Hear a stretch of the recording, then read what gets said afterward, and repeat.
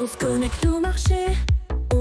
Bon les amis, vous l'avez vu, aujourd'hui Téléperformance a augmenté, mais c'est pas dingue non plus quand on voit du côté américain Concentrix qui prend 32%. Et oui, les résultats ont été mieux que prévu. Alors pas les chiffres d'affaires qui ont continué à baisser, mais les bénéfices nets par action et les marges sont meilleurs qu'avant. C'est certainement aussi là-dessus que devrait travailler Téléperformance, c'est-à-dire au lieu de faire des acquisitions pour faire gonfler le chiffre d'affaires, juste travailler les marges. On avait vu qu'elle s'était un petit peu affaissée la fois d'avant. Là, sur Concentrix, c'est bien meilleur.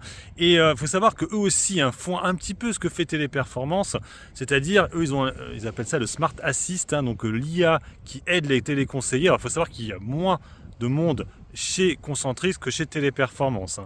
C'est une moins grosse boîte.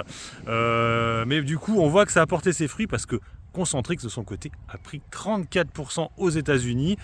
Chez nous, en France, Téléperformance n'a gagné que 5%. On est toujours sous les 100 euros. Alors, à voir si demain, ça continue à progresser ou si ça repart en baisse. C'est vrai qu'à chaque fois qu'elle dépasse les 100 euros, ça redescend. En tout cas, ça fait plaisir, surtout que pour l'instant, on n'a pas reçu le dividende. Moi, j'avais gardé ma position. J'avais hésité à vendre hier. Je me suis dit non.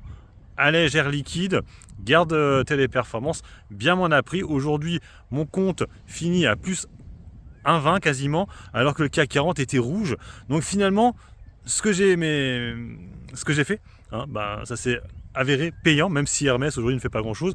Mais bon, c'est pas grave. En tout cas, aujourd'hui, Elior aussi monte pas mal. C'est magnifique. Donc maintenant, on va attendre les prochains résultats de Téléperformance. Il faut savoir qu'on sentait qu'ils sont décalés. Donc Téléperformance, ce sera le premier trimestre. Ce sera, je pense que ce sera fin avril, il me semble, peut-être début mai. On aura eu entre-temps à l'Assemblée Générale et certainement le dividende. Je sais plus c'est quand, mais je crois que ça va être en mai, le dividende.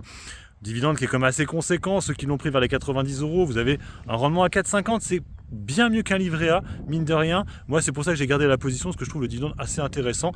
J'ai à peu près 1400 euros dessus, c'est déjà pas mal, c'est quasiment l'une de mes plus grosses cibles maintenant Téléperformance, parce que Total Energy, elle est plus basse, Air Liquide, du coup, j'ai allégé. Je me demande, c'est pas la plus grosse. Non, je crois que la plus grosse c'est Engie.